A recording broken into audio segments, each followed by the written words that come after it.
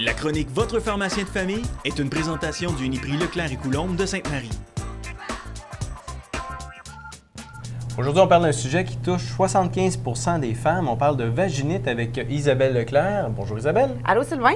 La vaginite, je ne me trompe pas si je dis que ça touche à peu près 75% des femmes. Oui, au cours d'une vie, 3 femmes sur 4 vont peut-être en souffrir. Donc, c'est important de savoir c'est quoi, comment le distinguer et comment traiter.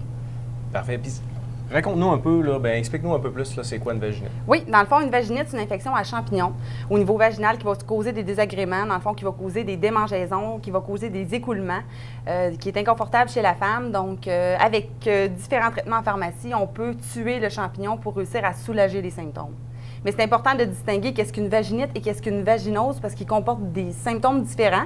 Puis, si c'est une vaginose bactérienne, on doit aller chez le médecin pour se faire prescrire un antibiotique. Okay. Parce que les produits que tu as apportés avec toi, tu n'as pas besoin de prescription pour ça? Ou? Pas besoin de prescription pour tout ce que j'ai, mais ça traite les infections à champignons, les infections à levure. Donc, ça ne traitera pas une vaginose bactérienne. Et pour distinguer la vaginose bactérienne, les trucs faciles à la maison, il y a une odeur de poisson, un écoulement jaunâtre qui va apparaître. Tandis qu'au niveau là, de la vaginite standard, on n'a aucune odeur. Donc, c'est souvent ça qui peut faire qu'on peut distinguer une versus l'autre. Et comment on peut se rendre compte que peut-être on fait une vaginite? Là? Je veux dire, les symptômes, c'est quoi? Oui, démangeaisons, écoulement, comme j'avais dit tout à l'heure. Donc, une petite irritation aussi qui peut arriver. Donc, ça, c'est des symptômes qui peuvent apparaître, qui peuvent nous faire dire qu'on a besoin de traitement en pharmacie. Parfait. Il y a différentes causes aussi qui peuvent faire qu'une infection, une vaginite va apparaître. As-tu une petite idée? Une alimentation, je ne sais pas si ça peut avoir une cause. Plus ou moins de causes. L'hygiène, non? Oui, l'hygiène. Dans le fond, si on utilise des choses parfumées, tout ce qui peut déstabiliser la flore au niveau vaginal peut causer une infection à champignons. Donc, les menstruations, du stress, utiliser un parfum, quelque chose d'assez parfumé.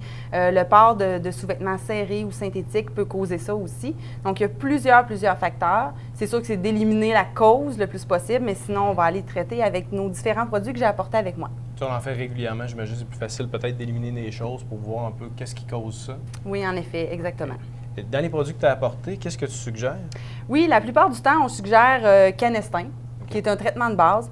On va retrouver sur les tablettes des 1 jour, 3 jours, 6 jours. Il y a tellement de sortes. Il y a du Monista aussi. Canestin, Monista, c'est équivalent. Je dirais la différence entre le 1 jour, 3 jours ou 6 jours, le 1 jour est plus concentré. Donc, même si ça va être un traitement, donc un soir qu'on va appliquer ça intravaginal, et ça va prendre environ une semaine, peu importe le traitement qu'on va choisir pour qu'il fasse effet.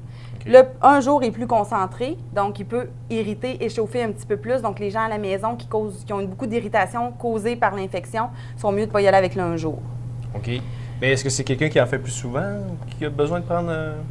Non, pas nécessairement, c'est ça. S'il n'y a pas beaucoup d'irritation, on y va avec le 1 jour, tout dépendant aussi du type de clientèle. Je vous dirais que les femmes enceintes, les femmes diabétiques ou à problème vont utiliser le 6 jours absolument. Et sinon, on y va avec le standard qui est 3 jours. Mais c'est 3 soirs consécutifs. Vous pouvez retrouver aussi des ovules ou de la crème.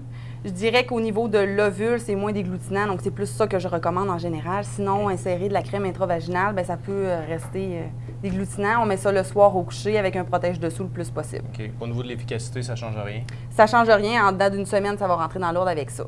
Parfait. On peut mettre une petite crème externe matin et soir aussi qui va aider au niveau des démangeaisons. Donc ça peut être utilisé. Ça peut même être utilisé chez l'homme. Donc, ça paraît banal, là, mais chez l'homme, une infection à champignons peut arriver. Ça s'appelle la balanite et on va utiliser le Canestin aussi pour traiter. Bien, ça m'amène à te poser la question, est-ce que c'est contagieux?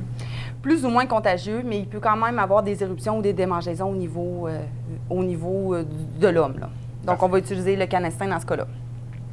Ensuite. Si les crèmes, on a déjà essayé, plus ou moins fonctionné, on veut se retourner vers des pilules, ça existe, c'est sans prescription.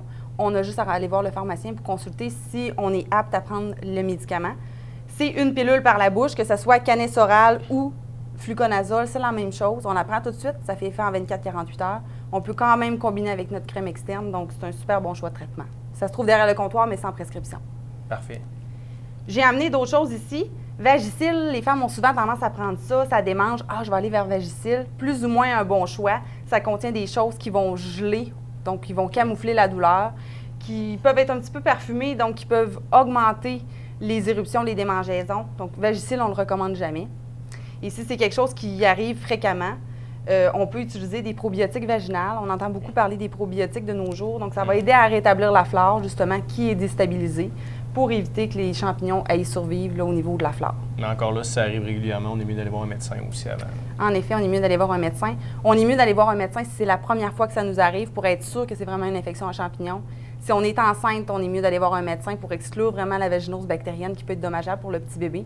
Donc, il y a plusieurs personnes qui doivent aller consulter. Mais en ce cas-là, vous venez voir le pharmacien et on vous dirige vers les bonnes personnes. Parfait. Bien, merci beaucoup, Isabelle. Merci.